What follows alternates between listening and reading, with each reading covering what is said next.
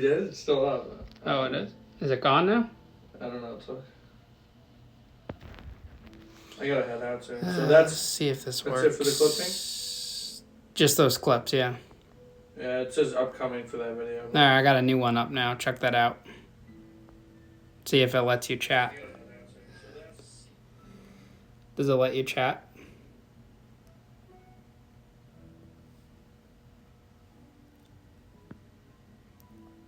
Matt, are you in it? It will let me. All right, got a chat now? All right, cool. Now we got the comments back in. Woo. Sorry, guys. I'm back live again. I screwed up and I didn't have my comments on, but luckily we were only 7 minutes in. So we're back in action. I know I'm a social media influencer and I can't figure out how to work a freaking YouTube live. Unbelievable. But luckily I noticed it right on. So I'm so sorry, guys. The lives are just not the same without the comments. They really aren't. Like, I told the story in like 7-8 minutes and I'm sitting here like, what the hell do I do next? So sorry for that, guys. Really so sorry. AJ and Lillian, shout out to you. Christopher, what up? Eric Caps, what up? Got a great story for you guys. Sorry if you heard it the first time. It's going to be good. And what else? Let's talk real quick. What was your guys' thoughts on the viral Rikers Island CO? Leroy Ebron, shout out to him. 13 million views on TikTok talking about women's smell. We are working on getting him back for the part 2. That's going to be amazing. Check out the episode if you haven't already. Rikers Island, prison guard. It was literally the funniest clip. It made so many people's days. Absolutely incredible. For those of you guys just joining, sorry I didn't have the comments on before. Maz22, shout out to you. But yeah, I got this all figured out now. We're back on track and we're getting into this live. So yeah, shout out to everyone. Thanks for tuning in. Every Monday, 7 p.m. we go live. And funny story tonight, sitting to pee. Ghost of the Cartel, welcome, man. Shout out to you, tuning in every week. I had it turned on. I don't know why all of a sudden it was turned off. But, before we get going, you guys want to see the new backdrop for the studio? Check this out. We got the new backdrop in. This is my studio right here. Look at that, locked in, baby. It's where the magic happens, locked in. All right. I got another cool thing too. Let me show you this thing. The Chevy Chase poster is up right here. Signed by Mr. Chevy Chase himself. Pretty cool to see. Very exciting. Place is coming along. Looks really good. What else do I have to fill you in? Tomorrow's episode, we have we got a good episode tomorrow. We got a guy whose family was murdered by the cartel right in front of him. That will be a good episode. And then Thursday, we got a prison therapist who worked at the Federal Bureau of Prisons. That's going to be a good one. We got a lot of good episodes coming to you guys this week. And remember, we put out 3 episodes a week, every Tuesday, Thursday, Sunday. This is our other studio right here that we rent out to individuals and whatnot. I'm just turning these lights off and then we'll get started. I'll even sit right here. Got the little blue lighting right here. Look at this. All fancy. In the second studio right here. Here we go. All right, so let's get into the story. And then we'll get into some listener questions. Sitting to pee in prison. Why men have to sit to pee in prison. Funny story for you. This is basically what happened. So I'm in federal prison. I'm 21 years old. And I'm, this white, nerdy McLovin looking kid. I told you guys my nickname was McLovin, which, by the way, I got new glasses. you guys haven't noticed, the Chomo 3000s are gone. I got these. Do need a little haircut, though, but I'll get that this week. Anyways, I'm McLovin. I'm on the yard, and I go to the cell. This is like one of my first couple months in prison, and I had a Muslim bunkmate, and it's like 8 or 9 o'clock at night, and I go to take a piss. And I pee like how I normally would pee. I go, stand by the toilet, undo my pants a little bit. I'm wearing the khakis. There's no like zipper or anything, so I pull it down a little bit, and I start peeing. And dude starts, yelling, hey, you can't do that. That's not how we pee in here. And I'm like, what do you mean that's not how we pee? And I'm like looking behind me while I'm trying to pee in front of me, looking at him sitting on the bunk. He's like, listen, buddy, you have to sit to pee. And I'm like, what do you mean you have to sit to pee? I don't get it. What does that even mean? I've never sit to pee in my life. Why would I have to sit to pee? Doesn't make sense. And I continue pissing. And this dude was getting mad. We were probably going to get into a fight over peeing because he felt as if I was disrespecting his prison cell where he lived. And I would later find out that, there's a lot of prison etiquette. There's a lot of courtesies, like the courtesy flush, which that's a story for another time. But you have to sit to pee in prison because a lot of the times the toilet's next to your bunk when you're in the SHU or in these cells, and you don't want the liquid or whatever, the pee, to be spraying on that person's bed. And a lot of these guys live there for months and years and whatnot, and you're just like a guest in their room, in their cell. And these people treat it like a home. Like they put rugs down at the door. You have to take your shoes off when you come in. There's all these rules. So they want you to sit to pee to avoid that splashing. So from there on out, which I even thought it was the weirdest thing in the world. And when I made a video about this, guys were explaining to me that who have never been to prison, they sit to pee in real life. And the only times I've ever sat to pee was when I was taking a number 2. And it just happens out of convenience.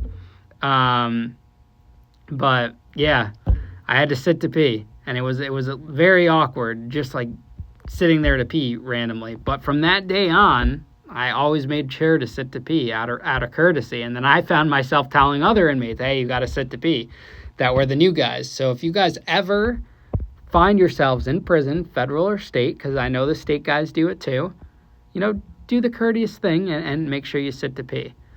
So that's my little story for you from my prison experience. Let's get into some Q&A, questions, comments, answers. Catch up with you guys every Monday, 7 p.m. we go live. And also make sure you guys follow me on my Instagram at Ian_Bick. If you guys want the HBO documentary I'm in, shoot me a message on there and I'll send you the link. I try to, respond and get back to you guys as much as possible.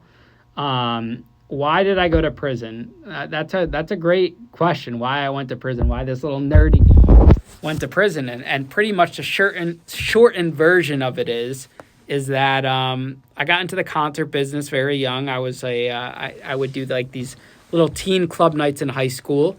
And I would make like $10,000 a night once a month promoting teen parties, charging, $10 a head to get in. And I started doing that. And I got very ambitious and I wanted to go to the concert level, booking, acts like Big Sean and the Chainsmokers and Steve Aoki and all this stuff. And those require money, which I didn't really have. So I took it from investors. And what happens next is one show bombed.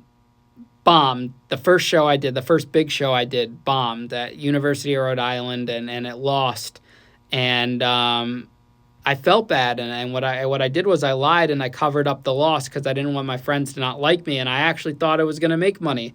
And that one lie set up a domino effect to where I was telling more lies. And once you tell one lie, it just, once you tell one lie, it's crazy what can happen next. And it just went down this rabbit hole. And next thing I knew it, local police were investigating me. The state declined to prosecute, so it got bumped up to the feds. And it was just this whole big thing. And then all of a sudden I'm indicted on 15 federal counts when I'm 21. How old was I? I was 19 years old. 15 federal counts. And then I ended up going to trial. And while I'm on trial, I'm the owner of this nightclub called Tuxedo Junction in Danbury, Connecticut, throwing these big shows. And it was crazy. Like, this whole story needs to be a TV series. It was an HBO documentary. They took it off HBO. But I do have that private link if anyone wants that. Yeah, so that's like the story. And I went to prison for 3 years, and now I got out and turned it into a social media little empire and a podcast. And now here I am on a YouTube Live with you guys. If you guys want the link, DM me on Instagram. I've tried to be as responsive as possible. I like to pride myself that, I respond quickly to all of our listeners and viewers when they hit me up. I saw someone that asked how long between interviews and the episodes coming out. We're about 3 weeks ahead because we're putting out so many podcasts. We're recording a lot. So like this week I'll record, probably 4 podcasts, but those episodes won't come out till the, end of the month or early next month. So I'm about 3 ahead. 3 weeks ahead. I got called the nerd a lot. I appreciate the compliment. Stuck in the system. What's up, man? Michael Blade. Glad I responded. Sometimes you guys got to message me multiple times. What else we got? So the money laundering came into play, and this was a bit of a stretch. It wasn't like I was drug dealing or anything. They said that the money from the fraud, which was used to make a purchase or whatever, was concealing the fraud. So they called that money laundering. It was really silly. No, this live is not pre-recorded. We're talking about when I do my interviews for my podcast, Locked In with Ian Bick. Also, guys, get your merch, man. 20% off if you use code Locked In. These hoodies are great. They're comfortable, durable, hold up pretty well. Check those out. David Adams, what's up, man? Shout out to Tampa. Appreciate you, man. And I see you're a member of our YouTube membership channel. If you subscribe for $4.99 a month to be a YouTube member for Locked In, you can get access to videos before they drop. And you can also see behind-the-scenes interviews. I like to do like a post-interview conversation with all my guests. Josh, thank you, man. I appreciate you. Eric, shoot me an email. I'll get you that link. My email is contact@ianbick.com. Yeah, Marvin, I got a lot of boyfriends. What can I say? Like them. But Eric, yeah, I appreciate that support, man. Means a lot. Yeah, Ebron was great, man. Ebron was really good. Great episode. So who here, right in the chat, if you've seen that viral clip of the prison guard from Rikers talking about the smell. 13 million views on TikTok. Fucking insane. The episode's performing really well, too. It's almost at 150,000 views. Christopher, what's up, man? Short legs, I appreciate you, man. Yeah, they like reposted those. They posted that clip on every major hip hop site. No Jumper picked it up. All of these sites. It was wild. It was so cool to see how viral that thing went, and it's still going. It's still climbing. Dan, thank you, man. It means a lot. It really does. Chase, I appreciate you. Really do, yeah. The pods are good, and they're getting better and better, and I'm getting better as an interviewer, and it's super exciting.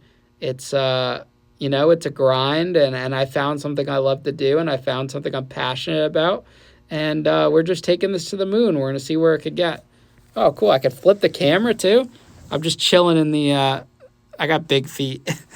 This is our second studio where we record for clients and stuff. Got a little TV there. This is the iPad. I could control these lights over here and whatnot. That's pretty cool to see. Nick, thank you, man. Appreciate you. They made me sit to pee when I was in prison. In prison, they want you to sit to pee, these prison cell guys, because it's out of a courtesy. So if you're just catching this live now, I told the story in the beginning of the live. Make sure you check it out when this live is over. Also, guys, do me a favor, go to those 3 dots if you're on your phone and give us a like on this live. Appreciate it. Convo with Upstate, I did not see this vision. I actually wanted to get back into the nightclub business. That was my plan. I had it all wrote out. Everything I had a good plan, and it didn't go according to plan, which thank God, because had I went back into the nightclub business, COVID would have destroyed that. So it was a good thing I didn't get into that. And then, I was working at Whole Foods for almost 4 years, and then I ended up, just on a whim, and my friend pushing me to go do other, to start talking on social media, and that changed my life. I mean, if anything takes anything away from my story and what I'm doing, is that own your mistakes, be comfortable in who you are, and the things that you think are the worst things that could have ever happened to you might as well turn out to be, or might very well turn out to be the best things that could ever happen to you. So it's something to keep in mind. Dane, I really appreciate that, man.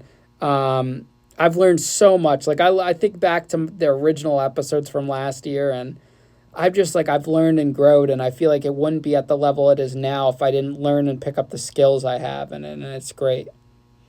Short legs, definitely, man. A lot of gold diggers out there. You got to be careful. I keep my circle closed. I don't even really go out anymore. I stay in on the weekends, go out to dinner here and there. I'm not a club guy. I don't like going out or partying, this and that. I just like to keep to myself, and I do my thing. Top Dad, what's up, man? Humongous, great name.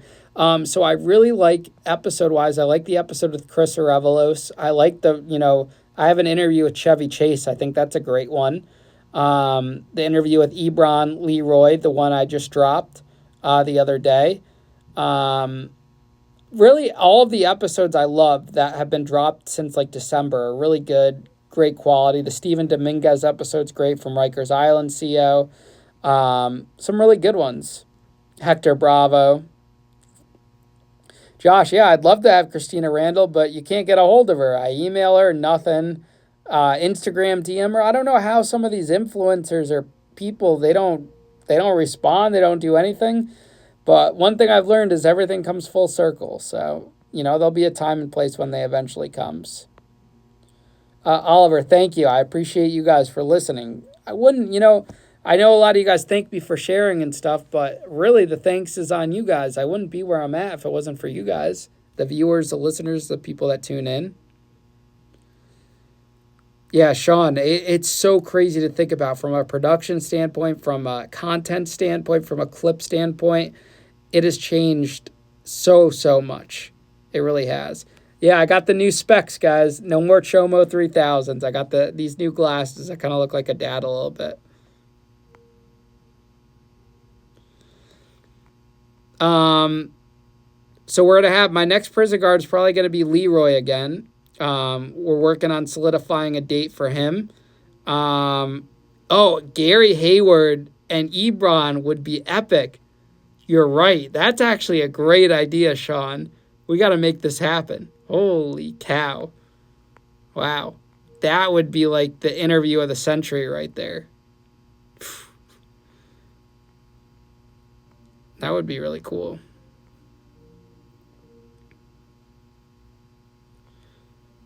Oliver, I don't know about, I normally just do interviews, so if you want to hit us up on email, we can, we could talk and see if you want to, get on the show.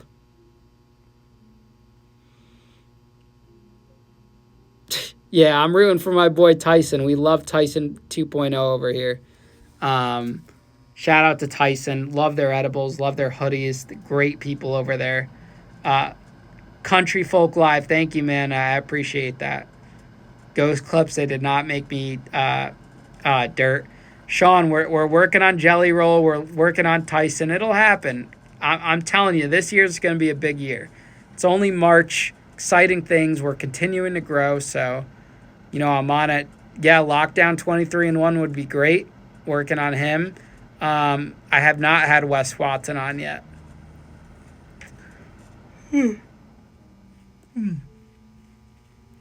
I've had some people that have come on that, they that I've asked to like make it private or change their name, I usually don't take down videos.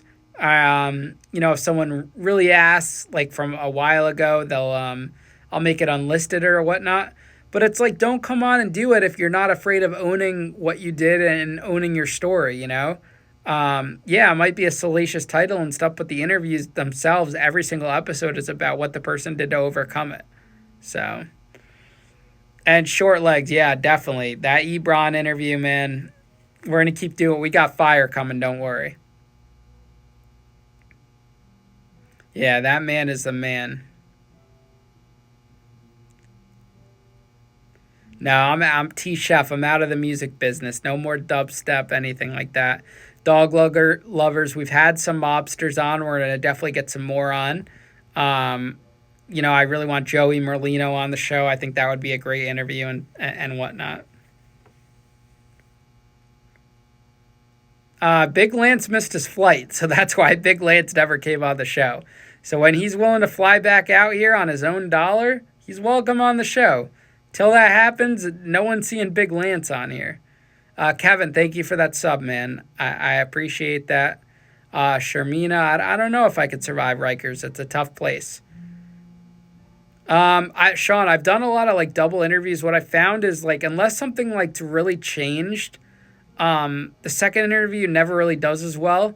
And what else more is there to talk about? People don't want to hear the same things twice.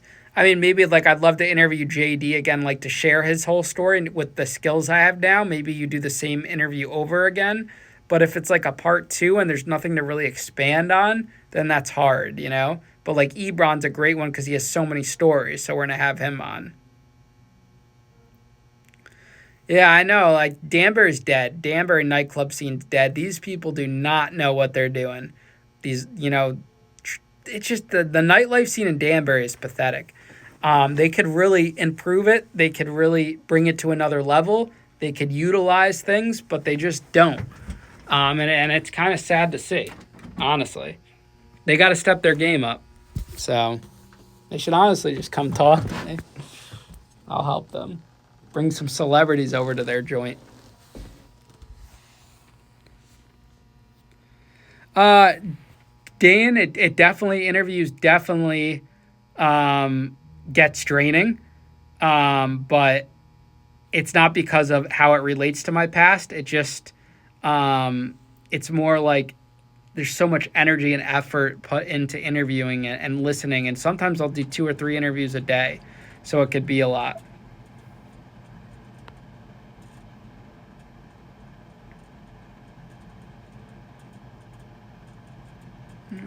What else we got?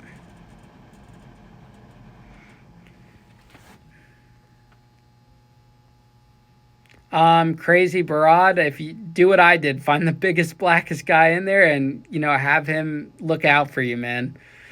Don't get extorted. I actually just changed the glasses. These are new. The thicker black frame ones are gone. So I'm rocking these for right now.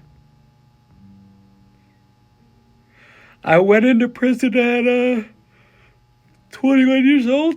Man, what a day. I've been grinding, printing, putting out a lot of podcasts, editing a lot of podcasts. So I'm a little tired today. Probably just do a half hour tonight.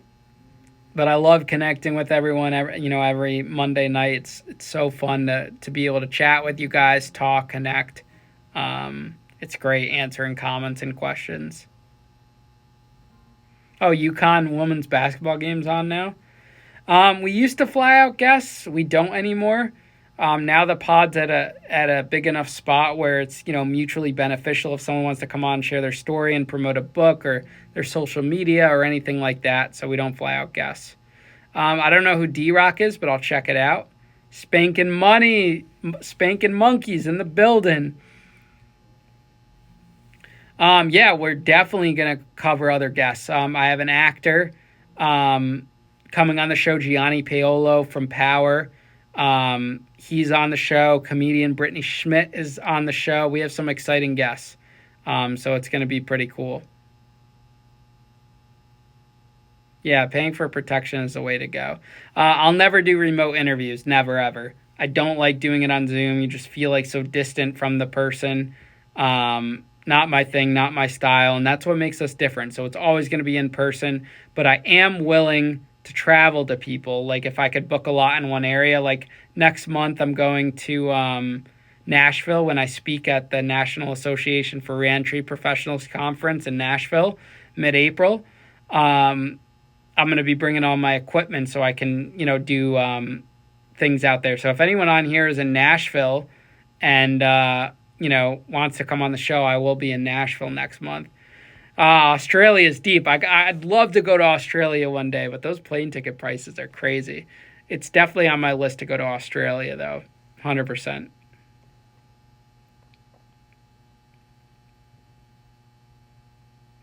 Yeah, this Gar guy is going a little wild in these comments. Oof. Tone it down a notch, buddy. Yeah, I got my cheeks clapped. They're still red. Red from that clapping. You gotta love people that just blow up the comments. Peanut, what's up, man? Canada. I'd go to Canada, but I don't know if felons could get into Canada. I think you have to get like special permission to get into Canada, right? Peanut, I'm good, man. How you doing? Favorite commissary item. So they had these really good chips called shebangs. Best chip ever. Like literally the best chip ever. WTF fake news. What's up, man? Christian, I was one of the youngest inmates in federal prison. A lot of them are older. You don't really see too many young 21-year-olds in federal prison for fraud that often. I look Canadian. I never got that one before. Yeah, shebangs are the best chip ever in the world. I don't know why they don't sell them in stores. It's crazy. I guess they're really just in prison. But we did research. Like, you could buy them on Amazon or online. Pretty wild. But if you haven't tried it, you got to try shebangs. They will change your life. They're so good. Really are so good. Yeah, if I go back, I'm running the joint. I'm going in there. I'm going to find a shank. Going to be like, yo, what up? You got the car? You got the set? Boom, boom. Shank him. No, I'm kidding. I'm not doing that. But I would definitely be moving around differently. I had the voodoo chips. I don't really like them. I had the moon chips. The barbecue ones are good. The honey barbecue and stuff. Yeah, Jessica, I know some bodegas and whatnot have them, but not all of them have them. I know some gas stations. Yeah, they typically don't put young white kids in federal prison. It's mostly state, unless they're like a chomo. Shout out to Houston. Yeah, voodoo chips are definitely mid. Salt and vinegar chips are good. The Moon Lodge chips, that's what they called them.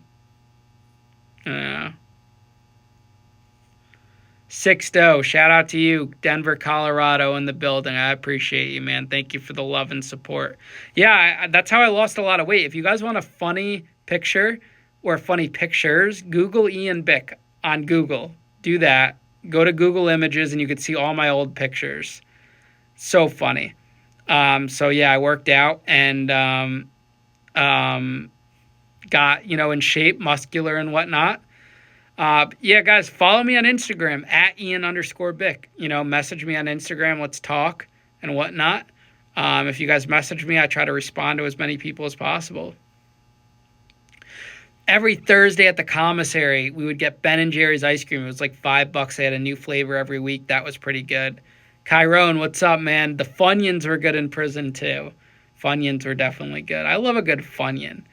Dude, it's so, funny to reminisce, about that. The honey buns, the commissary items, the nachos. I would kill for some prison nachos right now. Those were the days, man. Those were definitely the days. What a time. It's funny that we're sitting here talking about prison food, but what are you going to do, right? Dashboard 69, what's up? You guys ever realized some of the usernames on here, they're pretty funny. People have some wild usernames on YouTube. Some of the most random names. I don't know. I wonder how people come up with this stuff. WTF, I definitely do that. Shoot us an email. Yeah, I look so much different than my pictures. I had like a triple chin. It just wasn't a good look. You know, sometimes I would literally have highlights in my hair. I look like a fucking chipmunk or a squirrel. Ugh. Tina, what's up? Welcome. Thank you for subscribing. Some good interviews. If you guys want some good interviews, like my full story, which is like 5 hours long, if you listen to like the Mark Gagnon episode, that one was a really good one. Mark Gagnon, his camp podcast, I did like a 5 hour interview with him. Post up, glad to see you. CBC, I'm doing well. Thank you for asking. Hope you're doing well. But yeah, if you search like Ian Bick interviews on YouTube, there's some good ones where it like shares my whole story, which is pretty good.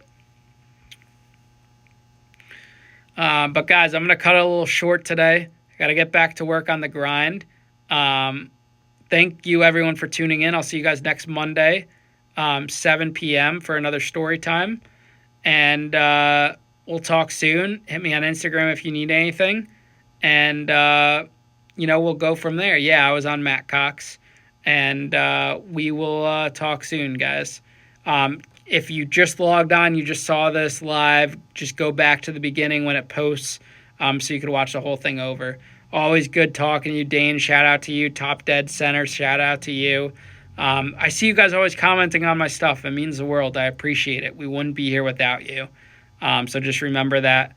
Steph, thank you. Ivan, thank you.